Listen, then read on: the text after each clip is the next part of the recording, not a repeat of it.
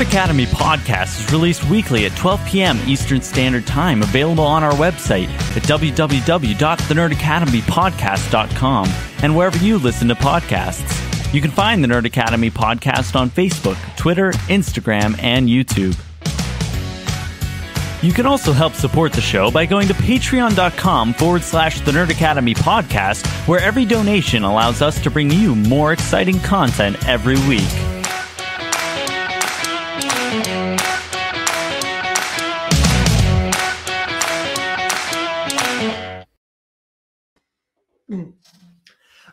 Good morning, class, and welcome back to the Nerd Academy podcast, your source for nerddom news and commentary.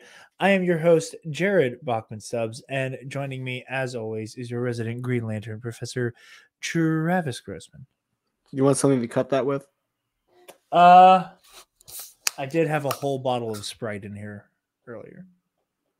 So I'm literally out of cans in my house. I forgot to buy more after work. Yeah. Yes, this is the best I got. For the record, this is water. That would be impressive if it wasn't. If I just had a full bottle full of straight Crown Apple. Yeah. That I drank like water. No, I was like actively making drinks when I was on Broaxium on Sunday. And like during the show, and I just forgot to take my Crown Royal inside, and I looked over, I was like, that'd be a funny bit. It was. You almost broke me. I gotta admit.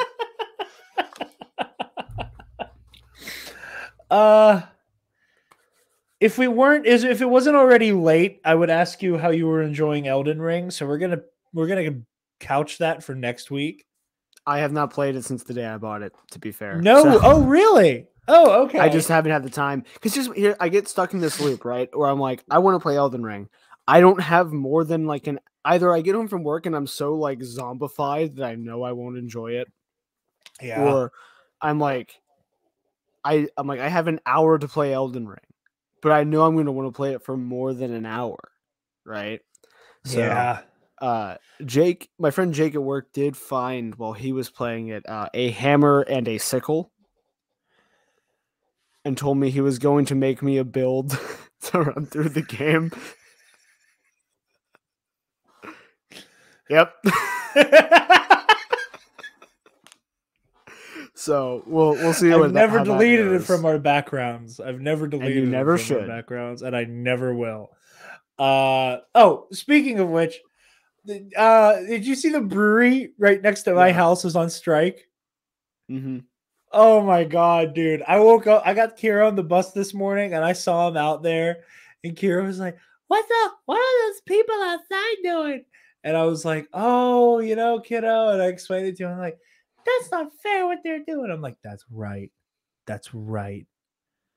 And I was like, and we support that shit. And then my mom and I got them pizza and soda and water. Support your local striking workers. God damn it. But yeah. Okay. Quick sidebar before we jump into news. You know what I've been replaying lately? Using my PS Now subscription. I today beat the first game and jumped right into the second game. Or no, it was yesterday. Infamous. Oh. Game about the lightning guy. Yeah, And, I've played the first one. I've played the first one and I've played Second Son, which is not the second game. No. I remember, do you remember the great PlayStation Network outage of like 2013 or 2012? Yes, I do. Yeah. All their shit got compromised. As a big we're sorry, everyone got like 2 free games, and my 2 free games were Little Big Planet and Infamous. And so I had played Little Big Planet, but like it was a borrowed copy, so it was just replacing the borrowed copy. And then I was like, this looks cool because it has guy with lightning powers, and I think that's neat. And I knew about the morality thing. So I got it and then didn't realize that once you make your first decision, you're locked into whatever side you pick. Not quite. Not quite. You're not. Yeah. So you can still make choices against the morality you chose, but at no point after your first decision will your meter ever flip the other way. Because my first decision, I picked a good guy decision, and then I started making bad guy decisions, and I was stuck at dead center for like a quarter of the game before I finally gave up and restarted. Because at that point, I had screwed myself. Because I couldn't get any powers. Really? Mm-hmm. I'm gonna just restart one and just go from there then. As I'm very curious, because I know, like, the one of my few complaints, I think the story's great, the power set and how they portray it is cool. The choices you get to make are so, like, this is the quintessential, yes, you can choose your alignment, but your options are like eat a sandwich or kick a puppy. Mm-hmm. Type morality choices. And like every time it's like, if I were in this position, I wouldn't kick a puppy. You know, I think the only time I in this playthrough of Infamous, because I really do try to be like, how would I handle this situation? The only time I made the like evil decision was whenever Kessler goes, you can either save these 13 doctors or your girlfriend. And I was like, I can't lie to myself. I'm going to pick Trish. But it set me back by a lot because I had my hero meter, like I had it cranked all the way up. Mm-hmm. And I lost like a good bit of the bar. It'll still affect your meter. It's just that like it'll never flip over into the other alignment once you've picked from your first decision. Because that's what I thought. Like the first decision, I did the same thing. I'm like, well, I would give these people the food. But then I was like, the red lightning looks cooler and I want it. So then I started doing bad guy things, and then I couldn't, and it never flipped back over. And I was having a really tough time because none of my powers were upgrading because my bar wasn't going up. And then so finally I had to restart the game. Also, the game is significantly easier if you do the bad guy version. Like they did not balance the powers well. So, and maybe it is like, that is kind of the idea that you care less about hurting other people, and so I say, well, you know, it's very Star Wars. You know, the dark side. The dark side isn't more powerful, but it's quicker and easier. Mm-hmm. But no. One thing I wasn't like super into with Infamous 1, was it was very. The way I described this, talking earlier, I was like, Infamous 1 feels like it was written by somebody who really liked The Dark Knight Returns for all the wrong reasons. Mm-hmm. Like, there's a lot of, like, the evil criminal youth must be punished. This shithole city's full of degenerates who deserve what they have. And it's very dirty, hairy, very tough on crime.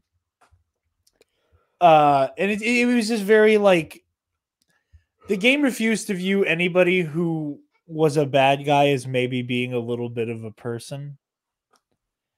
And I was like, this is kind of a boring and shit way to look at the world, but you know, lightning powers go burr, I guess. The second game, your like main enemy type is basically the Proud Boys. And I have been a level of vicious in Infamous 2 that I'm frankly afraid of myself for. I have been like lightning carpet bombing these people from the air relentlessly. And again, this is a level of brutality I didn't unleash on the worst people in Infamous 1. But they were like, but literally they're pulling up. They're like, oh shit, it's the militia. And I'm like, it's the what now? They're like, oh hell, they let these fascist rednecks take over fake New Orleans. And I was like, fascist redneck militia? Say no more, you know? Looks like meat's back on the menu, boys. Yeah.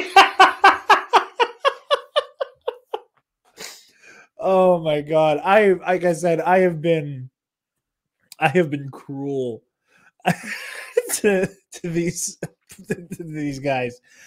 Just fucking vicious, relentlessly so. But yeah, enough enough talk about what we're playing. Holy hot damn, we had a lot of trailers this week. And it's important stuff, and we're gonna talk the trailer for The Boys. We're gonna talk the trailer for Miss Marvel. But I want to start with something that's a little bit more important, something that's a little bit more pressing. And in the immortal words of William the Beast Bibiani today, let's put some focus on this walkout before we give the Walt Disney Company all kinds of free advertising. And I couldn't agree with the Beast more. So this is from piratesandprincesses.net. The Walt Disney Company, and specifically Bob Chapek, have come under fire over their response to Florida's Don't Say Gay bill. Chapek was criticized for not using the power of the Walt Disney Company to leverage a different vote on the bill. Employees who are upset and feel that he should have publicly denounced the bill. And they are also mad that Disney, as a company, gave political donations to the people behind the bill and are now staging a small walkout this week, leading up to a full-scale walkout March 22nd. Besides Chapek's failure to call out Florida's governor, Ron DeSantis, over the bill, he's in trouble for political donations to those voting against the bill. Or let me rephrase it. Besides Chapek's failure to call out Florida's governor DeSantis over the bill, Disney is in trouble for giving political donations to those voting against the bill because, like other corporations, Disney donated to both sides so that they can call in favors when they need to. It's also important to mention that other companies who are also in Florida did the same thing and aren't openly attacked like Chapek and Disney. Chapek and Disney did eventually call out the bill, but that has changed nothing, and the bill, I believe, has passed. The website set up for the walkouts is called whereischapek.com. That is WHEREISCHAPEK.com. Calls for cast members to stage 15-minute walkouts from March 14th to the 21st, leading out to the full walkout on the 22nd. Yeah, so I want to unpack this real quick. We touched on it a little bit during the Obi-Wan Kenobi trailer live stream. And so the Disney Investors Day, or Investors Call, whatever it is, was the other day. Was that Wednesday? About a week ago today when you're listening to this. And at the very top, it was all the business stuff. And it was a mix of people asking the bare minimum of Disney to lower their minimum share to be a member of the board, to have a more transparent handling of whom they donate to, and so that they have to disclose that. And then people doing the right-wing shithead thing of basically saying, hey, you work really hard to court the Chinese box office when China does human rights abuses. Why you allow that? But it's not in a valid criticism way at all. They're doing it solely to be like, basically to draw false equivalence to, you think it's bad. You think racism in the United States is bad, but you give China, or you take money from China. You know, the very vapid criticism type thing. There was the guy that everybody was going ape shit about, who, you know, was basically saying that Disney's, you know, an evil communist plant spreading critical race theory.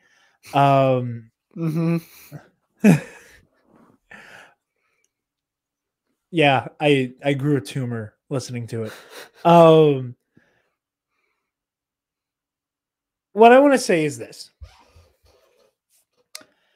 A, you are not a bad person, the listener, whomever needs to hear this, for liking the shows and movies that are made by the Walt Disney Company. And you are not a hypocrite for saying that Disney, like all billion-dollar companies, is a shithole that has affected a net negative impact on the world. And it is not hypocritical to celebrate moments of progress within Disney media. Allow me to explain. The other day, because people have been demanding, comment from Chapek and the Walt Disney Company about the fact that they have done nothing about the Don't Say Gay bill, despite the fact that they are so public-facingly, inclusive, woke.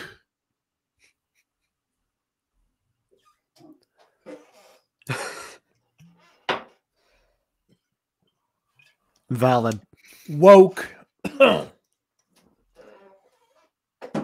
All of that stuff. But do the things they do to court the Chinese box office, haven't stepped in to do anything about this, and both can be true. You can have writers, directors, producers, actors, writers in both in print, both comic book and novel, across all of the things that Disney owns, that do legitimately believe those things, that advocate for them, that put them into their work and their media, not to score woke points, but because it reflects the world we live in and because inclusion and representation is good for everyone. The higher ups know that's good for business, but they also won't necessarily agree with it. I know a lot of people are convinced that Bob Iger was a politically better man than Chapek. And while that may be the case, Bob Iger also was like, hey, make me the ambassador to China because my movies do good over there. Read Red Carpet by Eric Schwartzel. We'll be interviewing him at some point when I'm done with the book. All of those things can be true. And you're not a bad person for being excited for Obi-Wan Kenobi, but also demanding that Disney do better with shit like this. Again, I don't think that like a Kevin Feige and like the people who work directly with him are bad people, because I sincerely believe, and from what I have heard about Feige personally, believes in this shit and believes in the power of inclusion and representation. It's on the people who sign Feige's checks to engage in behavior to facilitate that beyond having queer superheroes and black and brown superheroes. We are staying on target a little bit with the Don't Say Gay bill, though. Lucasfilm, again, Star Wars is my first love. I cannot put into words how disappointed I've been in Lucasfilm this year.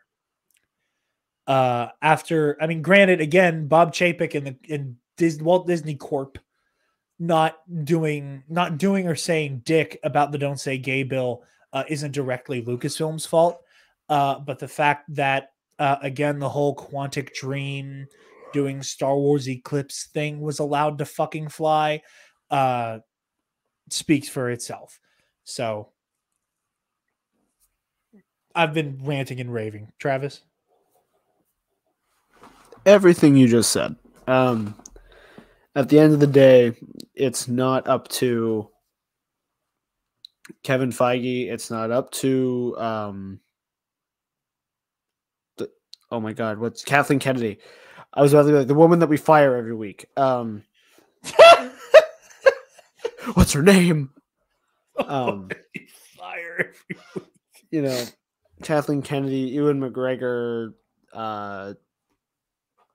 name anyone in, no matter how much they might speak out about it, Disney's literally, and again, the thing here is the people doing the walkout. The thing that could have swung it was Florida's like highest source of state revenue. Exactly. Is Walt Disney World. And that's where the power is. It's not necessarily in Disney Plus, in the movies, in whatever given media you're enjoying from them, which unfortunately is because of how large of a corporate web they have, which is why I laughed so hard when people were trying to claim they were communist. They're more powerful than the United States. Like, the only thing keeping them, like, we're lucky we did communism is when no lynch gay guy. Like, we're lucky in the last 100 years we've kind of done away with the idea that companies have military forces. Right? Like, we're really lucky. For now. It's only a matter of time until Chapek gets his hands on a nuke, and he's just like, that's a surprise tool we'll use later.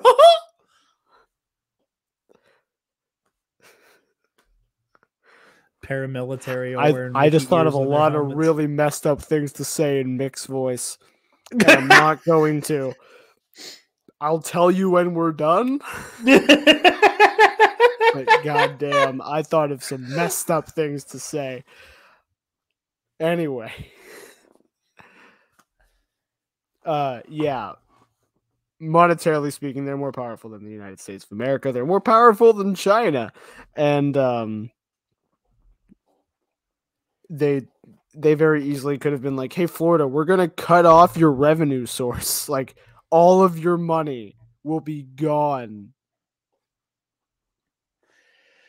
They absolutely could have leveraged them, but they also know that the abject greed, granted of a neoliberal government, but more specifically, the Republican Party of the United States will keep the cash flow running through the streets of Walt Disney World, and to stand up for the queer folk who support not only Walt Disney's business, but make that theme park run. It's important, it's evil, and it is the negligence of the moderate and the apathy of the unencumbered who allow injustices like this to take root.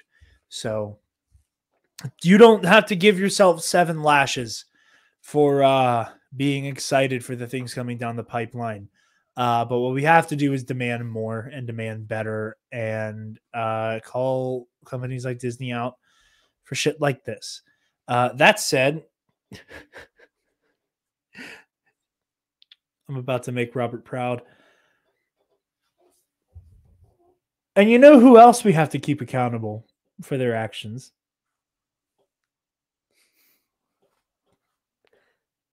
Oh, the products and services. I just realized what you're doing.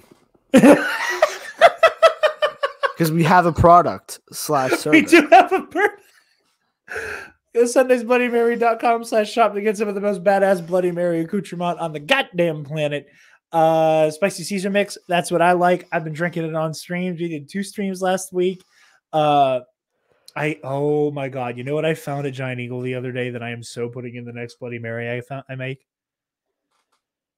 I found jalapeno stuffed olives. That's good. I'm happy for you. I need to get off this idea of Mickey Mouse saying really messed up responses to questions in my head.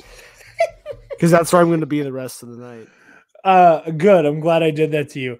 But yeah, you guys know what it is. But I'm not sure. It looks like it's still available. So you might actually be able to get your hands on the limited edition horseradish heavy mix. So jump on that while you can. I'm not sure if that's still available. But yeah, spicy Caesar mix, mild mix, vegan mix, rim salt, pickled okra, dilly beans, and asparagus. Code TNAP at checkout, 10% off your order. And you help us out as well. All right. Now that we've gotten the heavy stuff out of the way. Travis, thoughts on the trailer for Ms. Marvel? We talked about it for about 5 seconds before we started. And we both seem to agree that Everything seems very perfect, except why is she a Star Sapphire and not Miss Marvel? Yeah. If one thing I will give, I have a couple, gotta give it to him as a thought experiment. I think this will test the limits of how much a character is defined by their powers. Because, like, how much can you write a character to have Peter Parker's personality before their inability to stick to a wall makes them not Spider-Man? Does that make sense?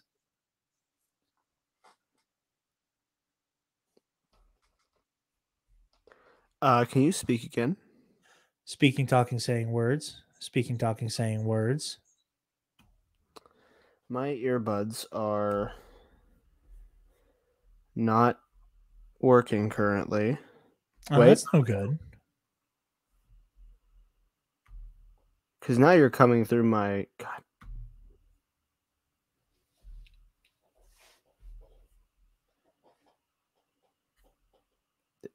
Oh, maybe.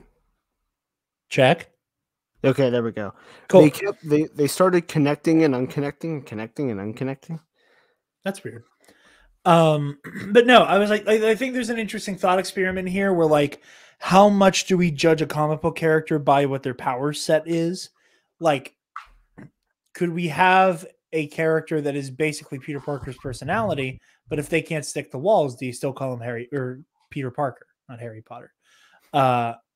So on one hand, I'm interested to see the direction they go, but literally everything, like we said, is flawless except for the power change.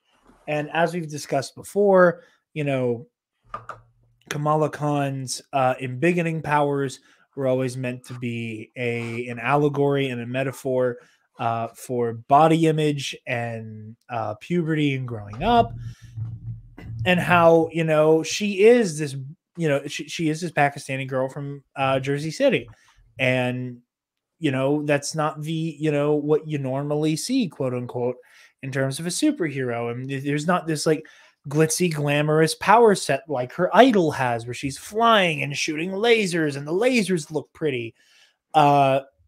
She gets big and has giant limbs and stuff, which is a cool ass power.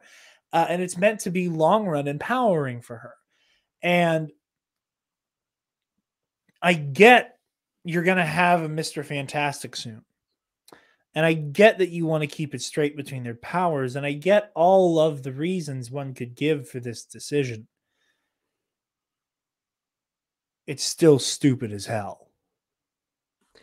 I don't think I'd have as much of a problem with it. I mean, obviously the imagery and the point of her power set beyond just the functionality.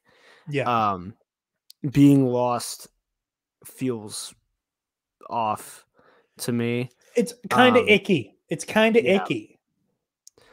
On top of the fact that, because like I would have, from a functionality standpoint, passed it on if she could still only like manifest what she does with the fist in the trailer, right? If she could do, like, if it's her making constructs of herself outside her body, sure. But clearly, like, from the trailer, we see that she's literally just a Green Lantern. Basically. Maybe even more functional than a Green Lantern, because she isn't limited to like one construct, right? So, like, when she's doing the steps. Yeah, that's exactly what I was thinking about. Yeah. Yeah, like, that's just, it doesn't, I don't like it. It's odd. And I don't, and also the reason that I think they're doing it, I haven't seen any statements. But when we kind of talked about this when the leak happened, it's the fact that this is more marketable, and they think this is going to sell better with young girls, is maybe the grossest thing. Yeah. Yeah. Why can't a girl, like, again, like, I think it's equal parts. We can sell purple glittery to girls easier. And, well, we're going to have Mr. Fantastic in a couple years. It's kind of frustrating. It's, like, how many speedsters are there? How many people have, like, the Superman light power set that we can all keep straight? Like we're gonna have the Hulk in the Thing in the same universe. Do we have to like change someone's power set there so that we don't mistake giant like super strength monsters next? Is that the next play? Like, I don't know. It's kind of asinine. She-Hulk is just a regular lady walking around. She is not green at all. Yeah. Oh my God, that sounds terrifying. I don't know why. Like, it would just be like a tall muscle lady, but like knowing that her skin's supposed to be green makes it freakier. But yeah, I think it's great. Like the thing that frustrates me the most is that it looks like they're going to execute it greatly. The new power set. Like, it seems like they have a really good grasp on like what they want it to be. And on one level, I hate that that's the decision that they're making, but it seems like they're going to do the thing I don't like well, if that makes sense. Which is even more frustrating. Like, I'd rather it suck. I'd be like, ha, see, you should have stuck with her in beginning powers. Yeah, I just... Again, like, the music choice, like they're really leaning into it. Unless by the end something happens and that was the next thing I was going to bring up, because we see the scene where she's like surrounded by mist, and it's like, okay, are you going to have it be like she uses this device for the first chunk and then she gets Terrigenized and then she becomes like a straight up Inhuman, and then that's how we introduce the Inhumans and Terrigenesis. And I don't know. I was really disappointed to see it come to fruition. And this is going to be a big moment. And I don't want to take away from how momentous it is to have Ms. Marvel in live action. And how not only are we getting Kamala Khan in this TV show, we're getting her in a movie soon too. That's a big deal. Regardless of how they fuck with the power set, that's a big deal. And this is going to be really big. Even though I think they could have done a better job with the powers, it's going to be a big deal for little girls, for, Pakistani kids, Muslim kids, to see this character kicking ass, taking names, and eventually get to stand next to their hero and their idol and whoop ass alongside them. That's going to be important. And it is important. And I am so excited for all of the people who Ms. Marvel is about to become their favorite superhero.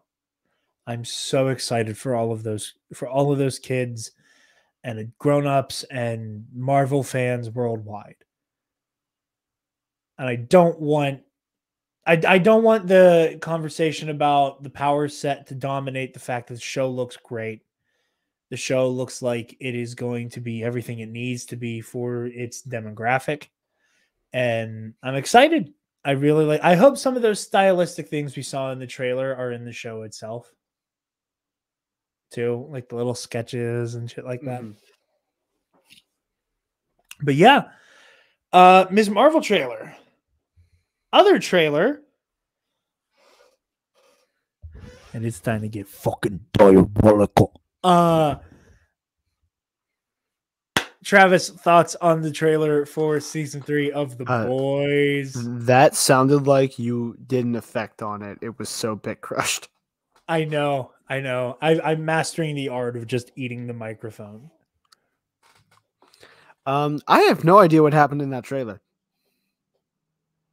it was so quick cut and fast, and there were so many people exploding, and Billy has powers, and there's just a lot happening. I, for one, am very excited about Powered Butcher. So that tells me, because in the comic that I'm slowly losing my knowledge of as the years go on, the boys all RV'd up. Like they have like not obviously Homelander powers, but they have super strength, and they can take a punch from a soup, which is the only feasible way they found in that story, which I have loved about the show, is that they have to like outwit the supers, because otherwise they're just gonna get right. Yeah. You know, that scene of them in the sewer with Homelander where he has to get distracted, they're all gonna die. I think it leads to more creative writing. And now they're at a point where these characters are at a point where giving Billy superpowers could lead him down a very, very interesting arc where he's going to become the thing he hates most. More so than, because like in the comic, it was very much like, we have to do this to fight them. It's the only way. And it was just very much like he doesn't understand he is the thing he hates, versus he's going to have heat vision. Like he's slowly going to become it in front of us. Well, I guess Billy Demption got kind of shot in the head here, didn't it? Who knows? It might not. It might not. Yeah. Maybe it's like a dream sequence, like he's having a nightmare where he's getting powers or something, you know? No, I think it is happening. I think that's why they snap Huey's arm in half. Is that I think they're showing him that like he has a healing factor of some sort now. Which is a thing that's part of the reason they inject Huey in the comic. Like in his first run up, he gets hurt, and they have to shoot him up, and then he doesn't realize his own strength, and he like kills he punches through a person. He's like, "What did I do?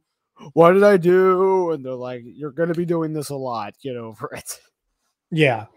You know? Yeah. No. I love the editing of the trailer. I'm so excited. The Boys makes me happy. I love The Boys so much. It's just such a great time. It's just this perfect amalgamation of like the cynical take on superheroes done earnestly. Mm-hmm. You know, I love it so much. But again, Amazon, just, you know, if we're pissing on Disney, I'm gonna piss on Amazon as well. I have a, you know, here's something that fucks with me a little bit. I have such a hard time wrapping my brain around the fact that mega billion-dollar corporate fucking fuck you corporation, Amazon, are the people who keep making shows about how to buck the status quo. And then there's all these Amazon shows that are about deconstructing like borderline propaganda. That has always fucked with me, that's what Amazon is selling the concept of dissent. Do you think this is the real world version of the classic, like, how do you stop someone from finding something in a Google search? By making a show or like a media about it. So like, if aliens are real, if we make enough alien movies, when you Google aliens, you'll only find alien movies, right? You're onto something there, I think. But yeah, there is one last trailer, one that I haven't actually watched yet because I'm kind of trying to avoid it. But It's nothing personal. It's just Travis is in it. How could you? It's not really a trailer. No, I did watch it. It's Oscar and the other actor whose name is Ethan Hawke. Yeah. Or is that the character? No, Ethan Hawke. That's the actor. Yeah, okay, I thought so. But and then I was like, that sounds like a comic book character's name, though. It does. Congratulations to Mr. Hawke for that. Talking about the show and things we've heard, like people say they've said in interviews where, this is a real character study. Oscar mentioned how they kept a real focus on the mental illness aspect of it. It's going to be an interesting move. Like obviously he's not going to start the show as Mark, right?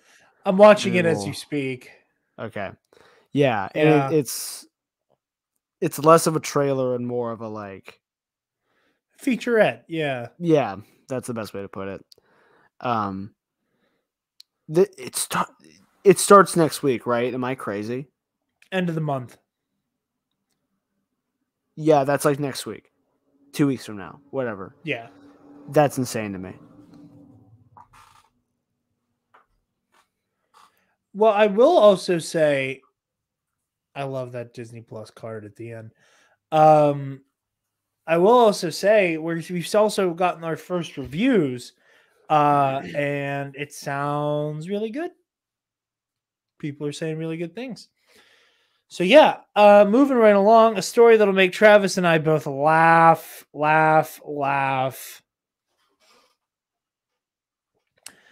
Warner Brothers DC film slate delay everything. Everything has gotten pushed back by at least one release date, save for Shazam! Fury of the Gods, which got pushed up one date. Our new slate is as follows. League of Super Pets is coming out on July 29th.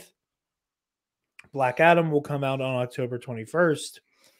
Aquaman has been delayed to next year, 2023, March, and The Flash has been moved to June 2023. Now, again, Disney did this year. Disney did it just this year where everything got pushed back a day. But because we have had so many DC movies that just get relentlessly delayed and pushed back. Yeah, at this point, laugh a little bit. I'm not chuckling because it's DC, because you just said Disney's done it like 3 times in the past year as well. And we know, like, obviously Super Pets is happening, like it's done. Black Adam is done. Do we have a reason why? Or was it just cause? I haven't seen a reason why. I haven't either. Because I saw the Rock posted about both movies getting pushed. The ones he's in.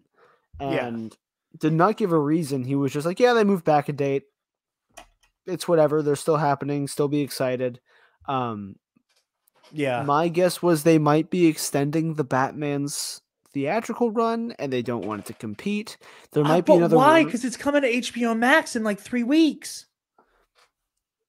Because why not? People, Continue to speculate. I'm going to run to the bathroom real quick. Oh boy!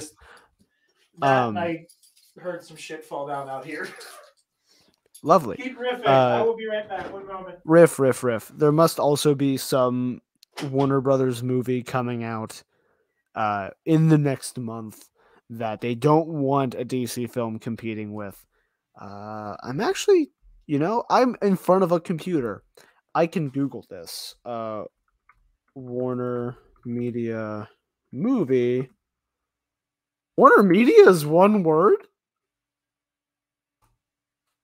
Who is going to tell me?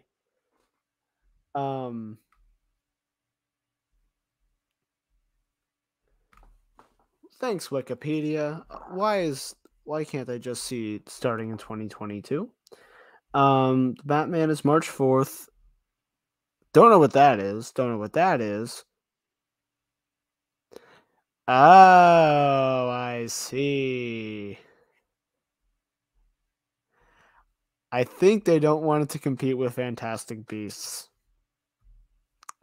He's not here still, but I would wager they're really afraid of Fantastic Beasts not doing great and do not want anything else intervening.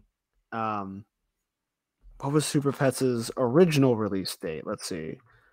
Super Pets original release date was,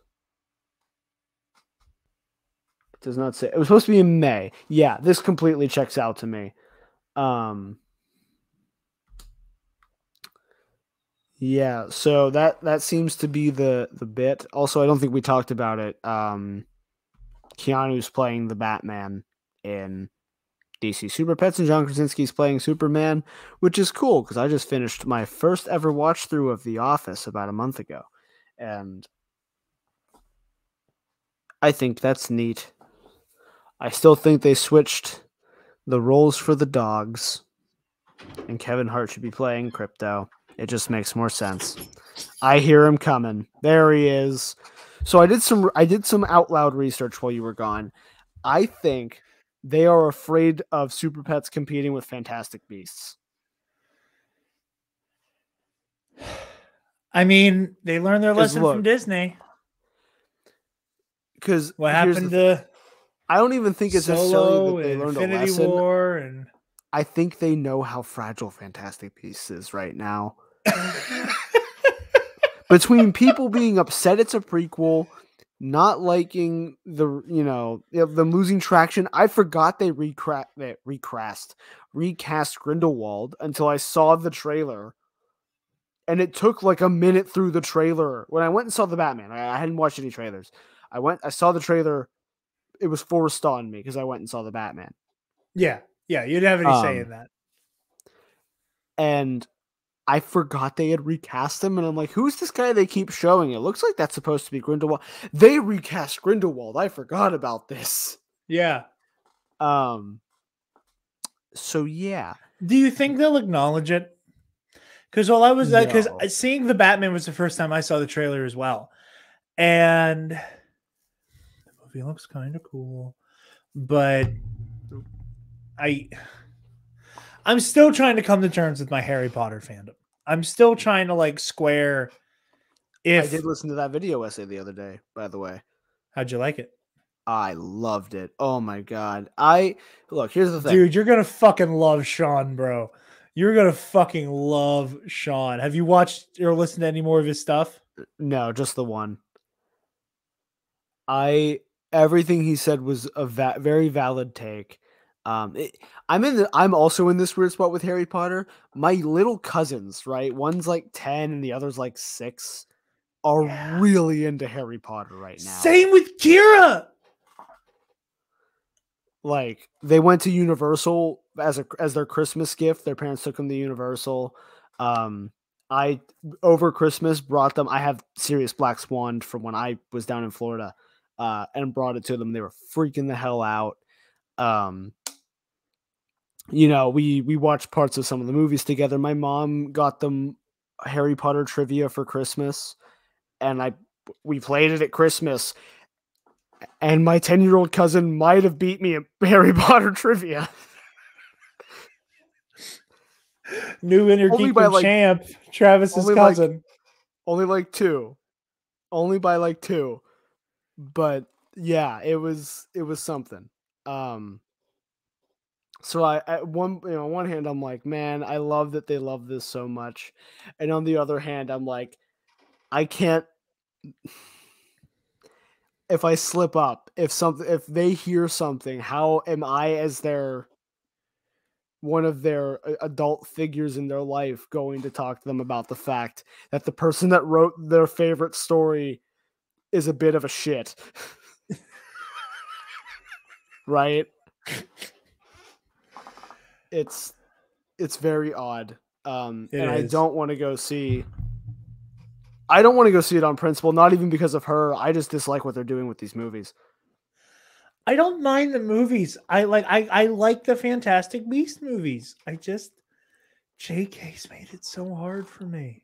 I've said it before. I enjoy the first one until now. It's become we're going to show prequel stuff and expand the lore in quotes, which was unnecessary and defeats the whole purpose of what the first movie does and did.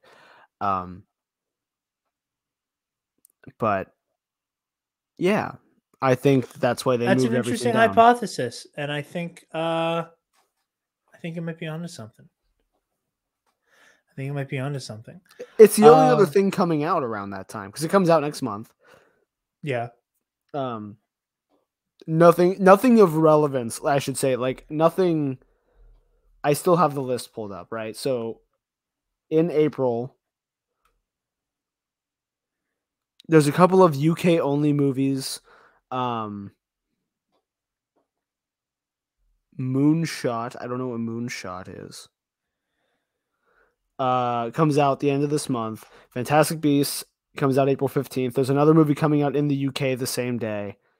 Maybe it's afraid of Morbius. That's cute. I feel like Morbius should have been afraid of Super Pets, to be honest. Right.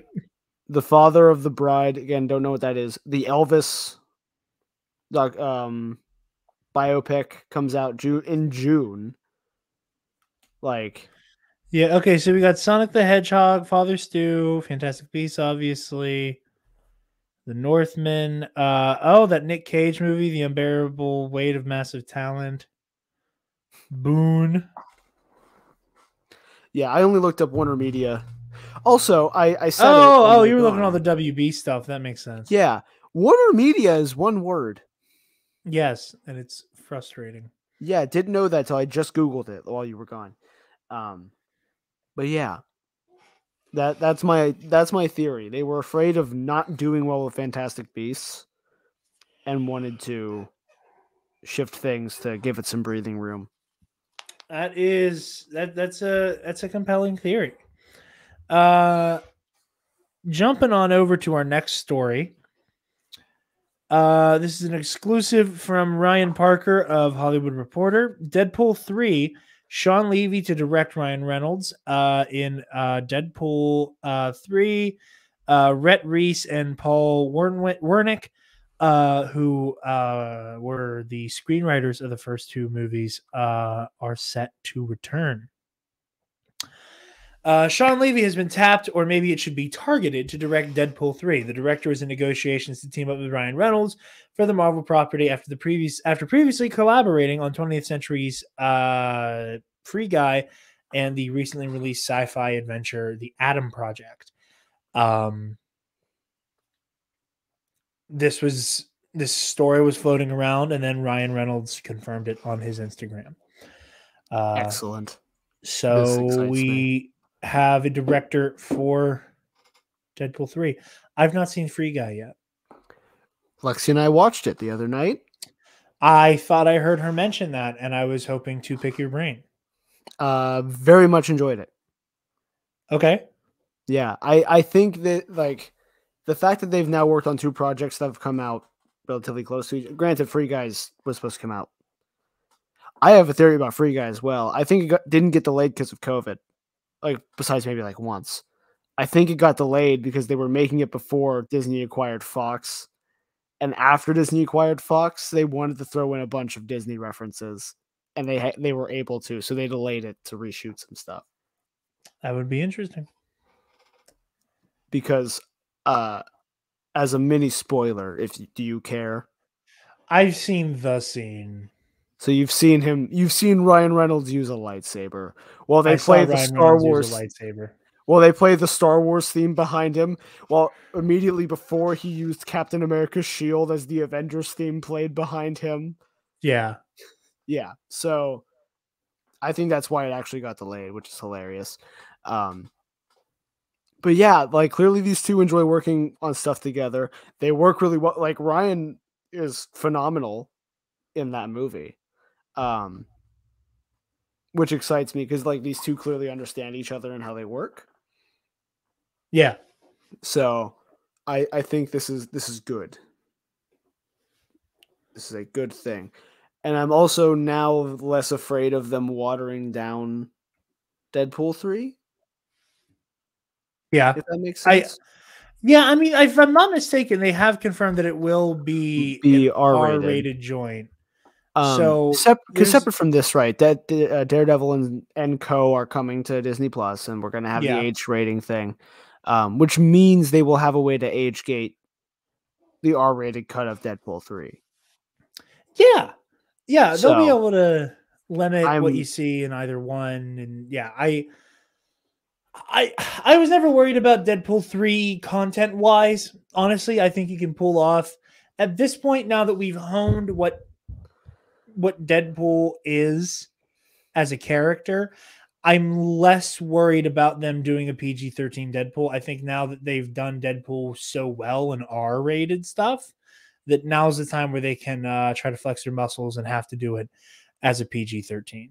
So, see, what worried me, I must worry if that's their goal, I think they can do it. What worried me was the PG-13 cut of Deadpool 2 that they released in theaters around Christmas, that the year it came out, where I assumed, I know a lot of people assumed, it was going to have like new dialogue and recut scenes to fit that age rating. Because it was just a knocked down version of it. It was the TV cut. It was the TV cut of the movie, right?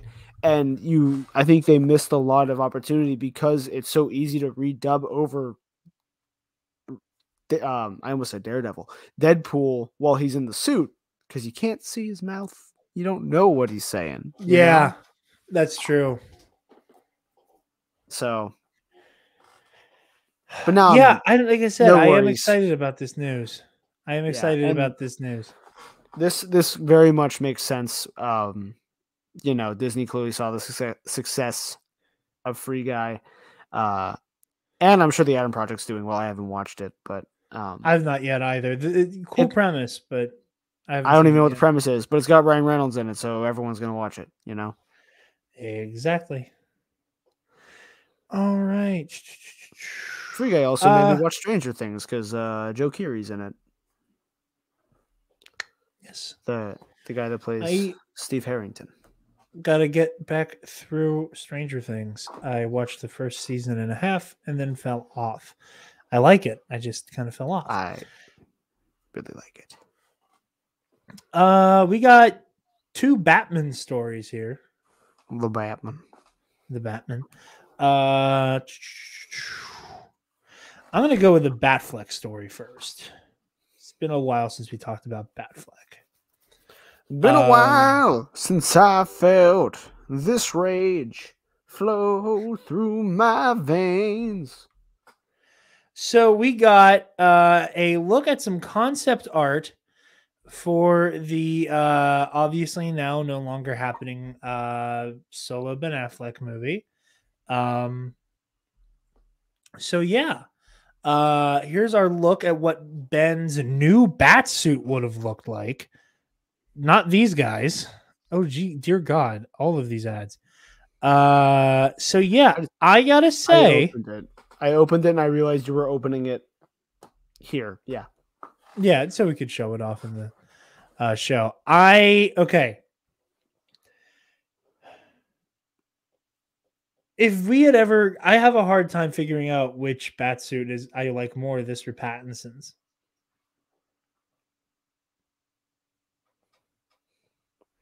Because this has some of my favorite design elements of Pattinson's suit. With a bat that has ears and the arm razors. And there is a distinct lack of ears and arm razors on Pattinson's suit, and I will gig it for that. However, the suit does overall look a little too gunmetal gray, verging on black. Also, can we talk about? Can we talk about the fact that his belt buckle is a W? Yeah, for Warner Media.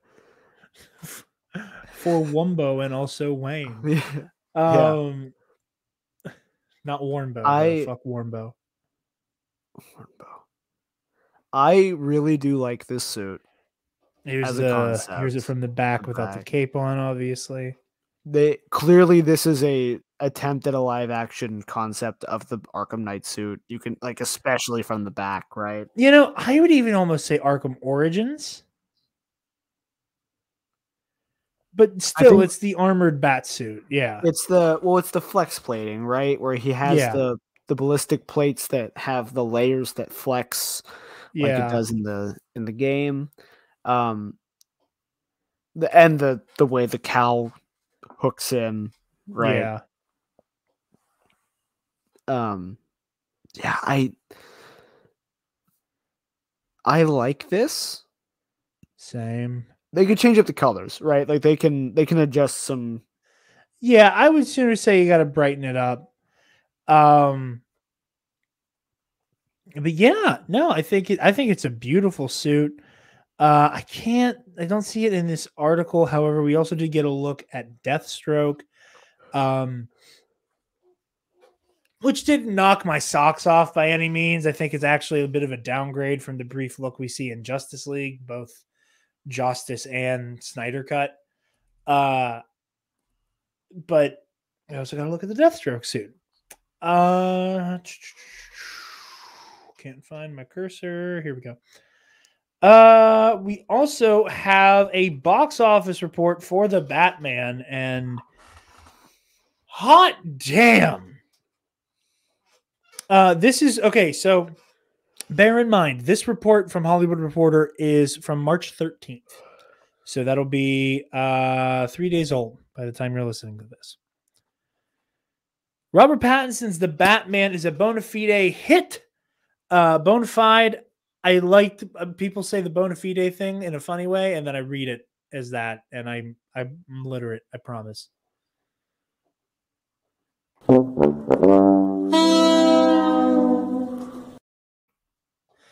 Robert Pattinson's The Batman is a bona fide hit at the box office, where it topped its second weekend with a $66 million from 4,417 theaters for a 10-day domestic total of $238.5 million. Outside of Spider-Man No Way Home, which has already earned nearly $800 million domestically, that's already the best showing of the pandemic era at the North American box office. Batman fell around 50%, a relatively slim decline for a big event flick. It didn't hurt that there were no new wide studio releases over the weekend. Its only competition would have been Disney Pixar's Turning Red. However, that was moved to Disney Plus. So yeah, the Batman is the second biggest opening, second only to my other favorite superhero, Spider-Man. Overseas this weekend, Turning Red opened in 12 material markets where Disney Plus isn't offered. The movie grossed $3.8 million, led in Saudi Arabia. Batman topped the chart internationally with another $66.6 million from 76 markets from a foreign tally of 224.7 million. Excuse me while my computer decides to give me a bat voice. Tell me, do you bleed? You will. Yeah. 224.7 million and a 463.2 million globally. And that is without China, where it opens later this week. IMAX is racking up huge numbers as well, for a global total of 38.7 million. The superhero pick, costing $200 million to produce before marketing, is a major and much needed win for WB and DC. And the timing is fortuitous as Warner is on the brink of having a new owner, Discovery. So yeah, and that's another thing. Discovery Plus and HBO Max will be merged into one streamer that may get a new name. So HBO Max was short fucking lived. I think if they rename it from HBO Max, they sink the hell out of it. Just include Discovery Plus as another tab under the thing, and you will be fine. Right? Like, yeah, I think you're right. I'm not sure what they're gonna do with it. But yeah, So the Batman is doing very, very well at the box office as a surprise to Who would have thought? absolutely- Riddle me this, Batman. Riddle me this, fucker. How do you win the box office? Make a movie about one of the top 3 superheroes of all time and release it next to literally nothing else. Travis, you might be onto something. Our last story for the evening, you guys, is a little quickie fun one. Daniel Radcliffe responds to rumors of being Wolverine. I just want to say up top, as I've said before, I love the fanon idea that Wolverine gets played by an indigenous actor. Again, to explain that, I can't remember the TikTok creator to save my life, and I apologize if this somehow this podcast ever ends up in their lap. Basically, as a character allegory about the Canadian mistreatment of Indigenous and Native people, you could basically do the whole concept of, you know, Logan's memory loss being like the stripping away of his culture, you know, forcing him into being a militant murderer, all of that stuff. Again, it's not going to be as well thought out as the person who made the fan casting, but I think it's a cool idea. If we don't get Indigenous Wolverine, motherfucker, I want Daniel Radcliffe. I am so on board for this casting. I can't stress that enough. Regardless of who it is, it needs to be a short king. We need actual short Wolverine, and Daniel fits the bill. When it comes to fan casting Marvel roles, there are a few fans. There are a few fans that are as invested in as they are that with Wolverine. With Hugh Jackman's time as the fan favorite character over, Jackman confirmed as recently as August that he has no plans to return to the role. There has been no shortage of rumors and suggestions about who should play the character next. And a name that frequently comes up is that of Harry Potter veteran Daniel Radcliffe. Well, the actor may be high on the list for fans. There was a typo there. Maybe high. He's making it clear that he appreciates the support. He doesn't think Marvel will choose him after Jackman, but he's open to Marvel proving him wrong. Speaking with comicbook.com at South by Southwest premiere of his new film, The Lost City, Radcliffe said that he appreciates the fans want a, quote, short guy to play Wolverine in keeping with the comic canon. But not only has he not been cast, he doesn't see them choosing him after Jackman's time in the role. Quote, so many people come to me like, hey, man, heard the Wolverine news. That's pretty cool. No, I don't know anything about it. Like, I appreciate that someone is clearly going like, Wolverine's actually short in the comic books.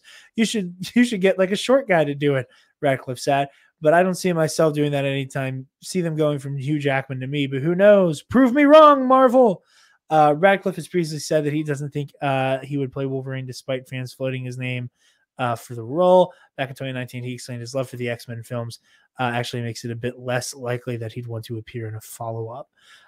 So yeah, also that was an exclusive from comicbook.com whenever Brandon Davis spoke to Radcliffe, as he said, at the South by Southwest premiere for The Lost City. So yeah, I want Daniel Radcliffe to play Wolverine. I trust nothing any actor says in regards to her affiliation with Marvel. If Andrew Garfield can look someone in the eye when we all know and say, nope, never even heard of Spider-Man. Andrew Garfield can sit next to a fucking photograph of him in the Spider-Man suit and be like, nah, not it. Never heard of her. That's a deep fake. Never heard of her. Yeah, look, I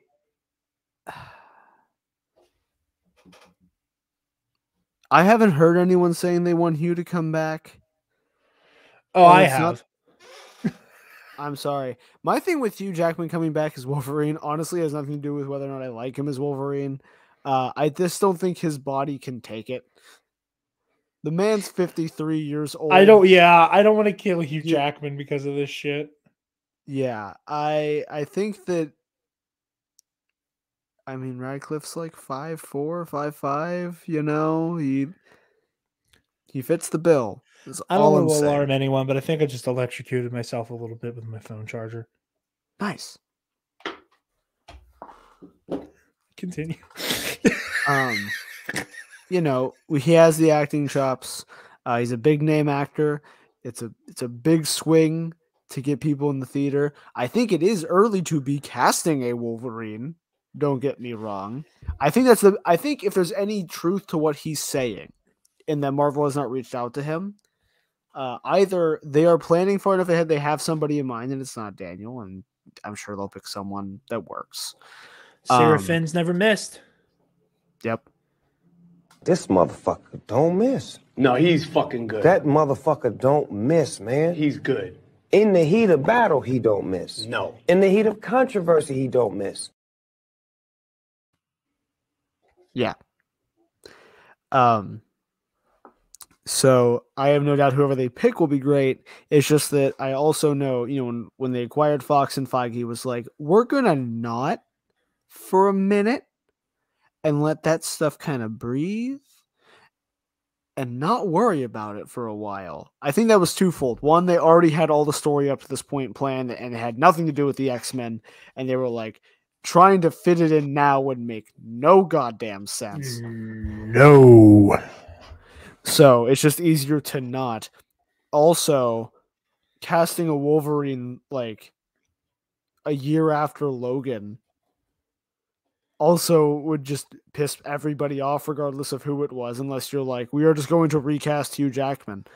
Yeah, that's true. That's true. So I think we still have a couple years to go before we have any castings for the X-Men. I think you're right. If you guys want to see some cool X-Men fan casting, I know I bring him up not quite a bit sometimes. Nando V Movies has a really good video casting the Fantastic Four, which I loved.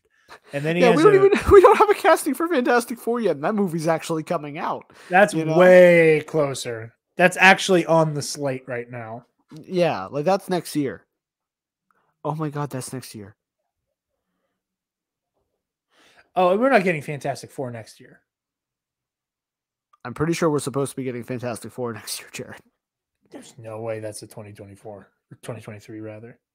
I think it's 2024 is what I mean.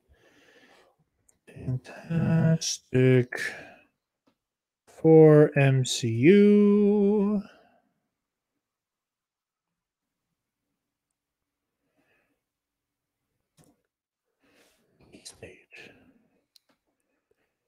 I don't think they have enough movies to fill out through next year. Yeah, fantastic. Everything we know about Fantastic Four, it's set for either 2023 or 2024. Okay. One of the two. So I don't. Hey, maybe God, late this year we get an announcement in the cast. Holy shit, dude! I'm gonna go lose my fucking mind.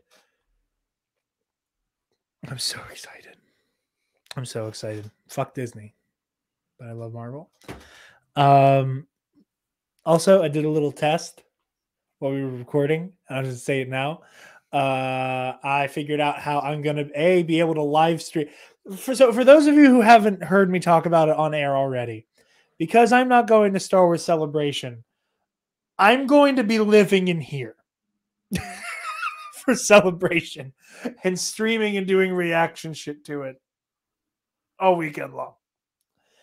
And I wanted to figure out if I could record 2 separate StreamYard studios at the same time so that I could set one up to do a reaction video and then maintain the stream. And it worked. Obviously, it only picked me up because Travis wasn't in the StreamYard thing, but always thinking of shit. I'm proud of myself on that one because I totally thought that wasn't going to fucking work.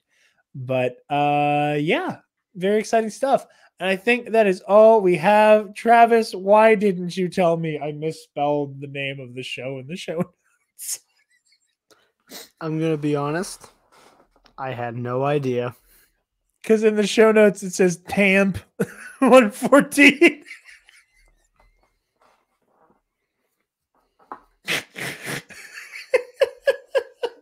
that reminds me, because in my head I just went the Academy nerd.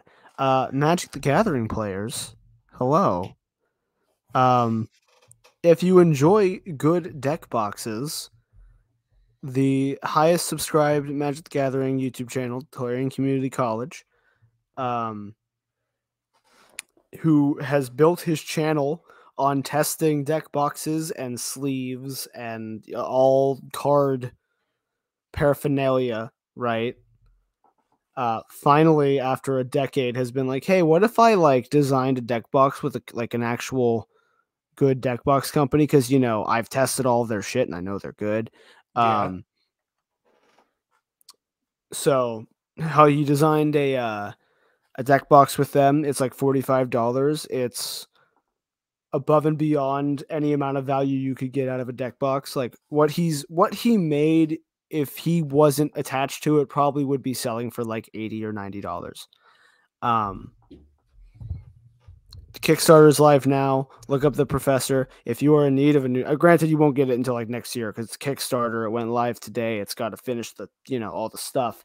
And you don't have to worry about it not coming through. It's already fully backed. You needed $50,000, right? To finish it. And when I checked before we started recording, he was about $50,000 shy of $1 million. So, so he sounds like he's doing okay. Yeah, he's doing all right. He's he's doing okay. But go pick up a deck box because they look really cool. I bought one. They look super sick and they're going to be super functional. And I'm gonna be able to retire some of my old deck boxes. I'm happy. Hell yeah, that's awesome. So yeah, Travis. Yeah. First, housekeeping. Next week's episode of the Nerd Academy will be our part of our finale to Bat Month. We'll be doing our philosophy of Batman episode with one Alden Diaz. You know what this means, right? What? We're getting like 18 announcements in the next 5 days. The Thursday we record the Batman philosophy video is when we get the Fantastic Forecast. Absolutely. We'll be live. No, we're not doing it live. We'll be like mid-recording. A phone will ding. Hey, John Krasinski's playing Mr. Fantastic. No! So yeah, next week won't be a news episode. It'll be a fucking topic episode. Holy shit. So yeah, we'll be talking the philosophy of Batman on screen. I'm very excited to get into like the nitty gritty of it, comparing and contrast it. It's mostly going to be Bale, Affleck, and Pattinson that we'll be talking about. The three most recent ones, the three that I think are the most similar, but have some really big differences between them. I'm very excited to talk about that. We also have Dark Knight month coming to a close. Travis and I are going to hopefully do Batman Hush for Bat month. For Horror History 101, we're going to try. And then once we are done with the Batman philosophy episode, barring acts of God, Spencer and I are going to get this goddamn Versus Series tournament to happen. It's been hard to get to it. He's been busy with school stuff. I've been busy with work and life stuff. So yeah, all of that to say, Travis, where can the lovely people find you, my friend? Taking a big pee because I didn't go once this episode. I'm proud of myself. I took it from you. Yeah, that's okay. You deserve it. Like an Amazon factory, we only get one pee break on this podcast. Yeah. And you have to go through security and stuff, though. It's a whole mess. By security, he means my dog's barking.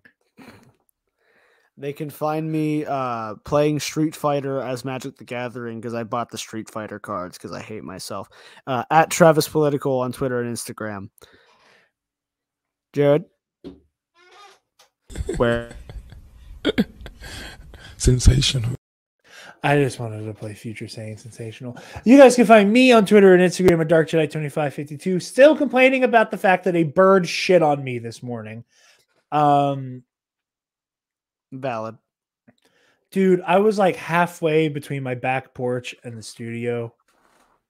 And I feel like a really just damp drop hit my arm.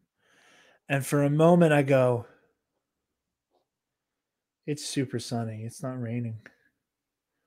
It's bird shit. That's bird shit. I just got shit on.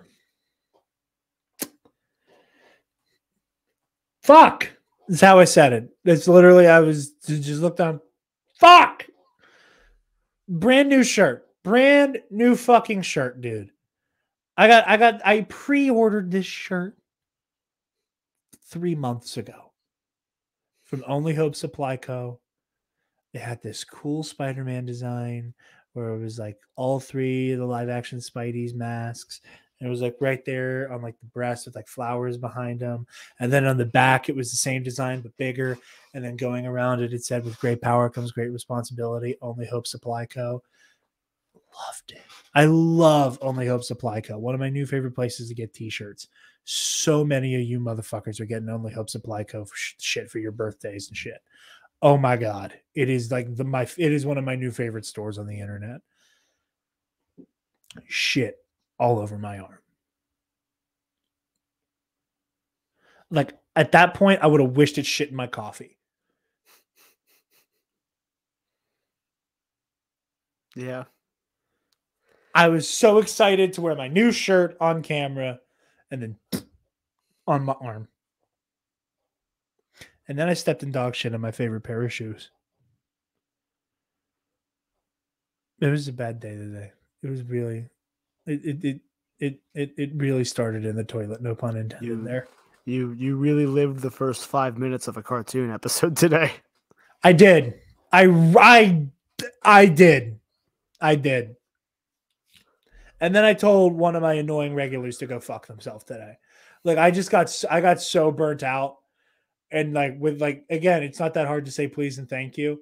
And he was like, "Hey, give me one of those cheese platters too." And I just turned around and I said, "You know, like old folks like you say people my age don't have manners. What the fuck?" It's okay. Like literally, that was his only response. I just like threw his little cheese plate at him. I'm getting angry all over again. You guys can find me on Twitter and Instagram at DarkJedi2552, and you can find the Nerd Academy podcast on Facebook, Twitter, Instagram, YouTube, and on our website, www.thenerdacademypodcast.com, where if you're feeling generous, you can donate to our Patreon page. Give me $1. Speaking of our patrons, thank you to our $10 alumnus Delta 9, Nick Johnson, and Alex Jones, his globalist reptilian QAnon horse ivermectin.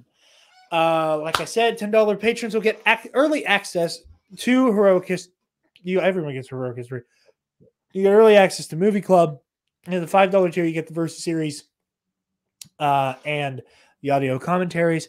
Thank you all for watching and listening. Be sure to like, comment, share, subscribe, rate, review, ring the bell, do all that stuff I'm supposed to tell you to do on YouTube.